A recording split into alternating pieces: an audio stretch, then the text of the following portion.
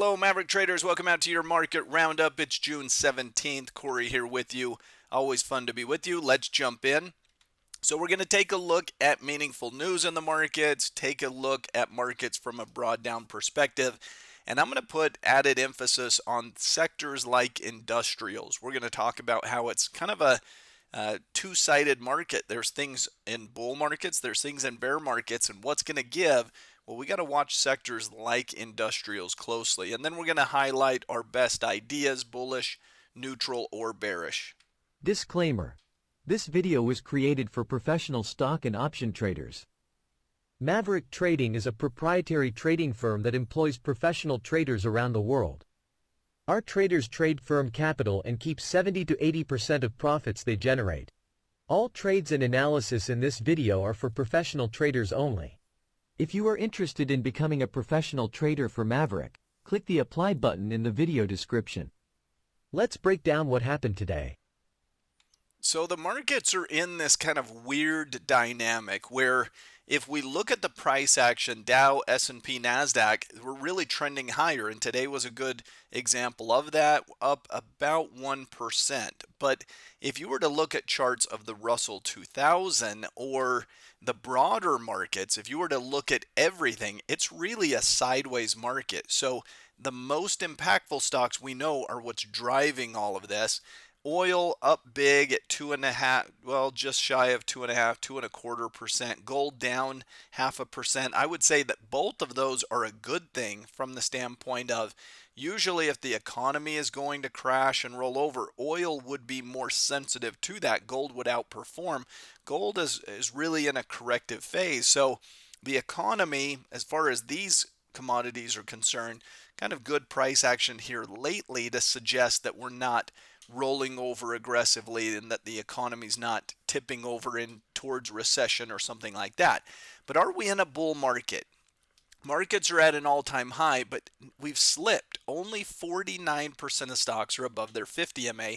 51% are now below their 50-period moving average. And you can see that here. Advanced decline line, we had about 60% of stocks up today, but look at the 50 MA. It's half and half. So we literally have bull market stocks and bear market stocks. We have sectors that are booming, primarily that tech-heavy sector. Apple, Nvidia, these stocks are doing just fine. But if you look at industrials and financials and so many of these other sectors, that's not the case. Now, I am a little bit intrigued by the sharp reversal higher in the industrial sector. I think you can watch XLI closely to give us some insight into whether or not that sector, as an example, will pick up some of the slack. It would be fantastic for this market if the rally were to broaden out. So if you see industrial sector reverse hard and continue upward, if you see financials doing the same, if you see some of those sectors that have been left for dead rallying sharply, they can kind of pick up that slack and push this market even higher. But if tech gives way and those sectors remain in their downtrends, then we've got a problem. So as you look at today, I mean, it's up, but here's a little point of concern. So usually there's a breakout candle that's bigger in size, and then there's an exhaustive style candle that's bigger in size. Now, this is a very short-term suggestion here. Maybe this is just, hey, we're just picking up speed. We're just picking up the pace. That's possible. But if we were to think about the pain trade, it's always important to say, in any market, in any sector, ask yourself who's in pain, because the pain that they're in usually gets worse before it gets better. And we know who's in pain. It's the short sellers. If you're short tech and the market in general, and you've been betting against this and digging in your heels and hoping and praying that the market will reverse back for you, you are in a world of pain. Who is likely getting liquidations? Who's over leveraged and the brokerages are liquidating their accounts and so forth? It's the shorts. They're the ones that are in pain. If you're long this market, you're not getting hurt.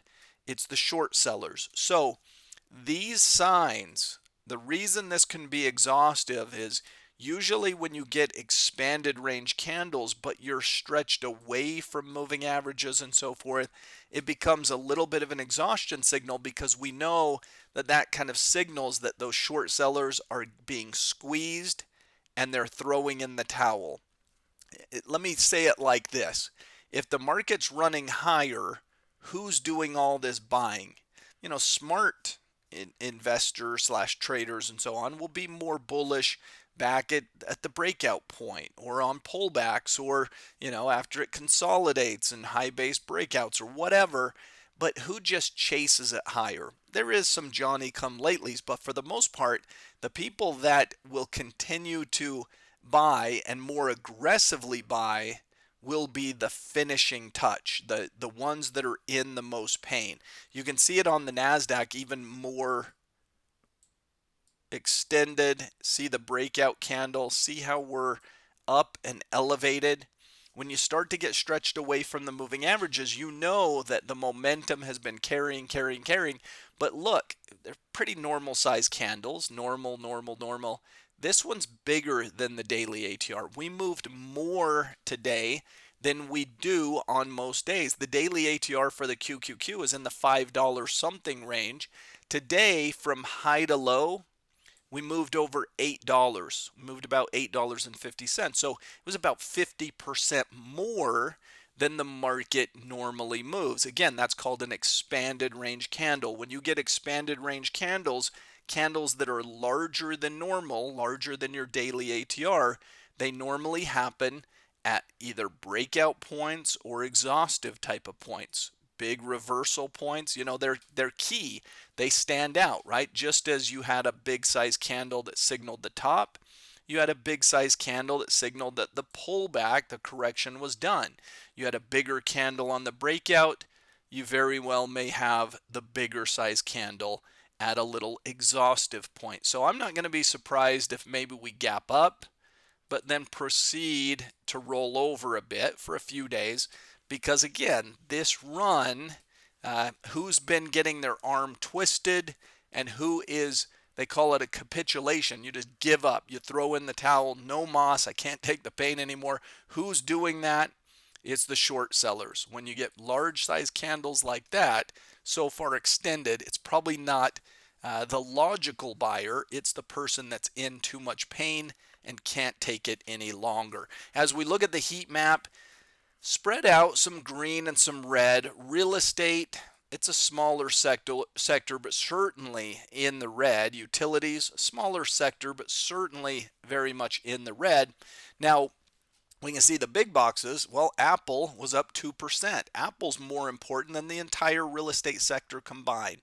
Apple's market cap as a portion of the S&P 500 is as big as real estate and utilities combined. So, that's why these big stocks are driving the market. They have the biggest weighting of the S&P 500, of the Nasdaq 100, and so forth. So, this is that difficult market where you've got bull market and bear market stocks, and that makes it better for a trader, quite frankly, because from a trading perspective, you can find things that are trending up and trending down, and those trends have been persisting. So it's kind of been a nice environment that way.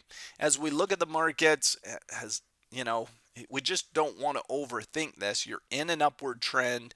You did not fail where you would have, could have, potentially failed, right? You reversed hard off of that with a huge hammer candle and so forth. Don't overthink it. We're in a bull market, but a little word of caution. I think it's a short term, it's not a major signal, but it is a little short term exhaustive. So should we back check? Should we kind of pull back for a few days? Yeah, probably so. Let's look at some bull and bear candidates. Got a few on each list here. Nothing really that I'm emphasizing sector-wise, but just some charts to look at. So here's Pinterest, a stock that has been basing. You can see the breakaway gap. This shows power and strength.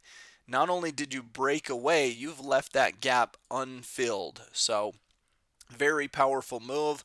We've been basing since. We recently broke out here and went checked back to that little breakout point and held nicely. So Pinterest has all the makings of kind of a fresh breakout of the consolidation and a successful bounce.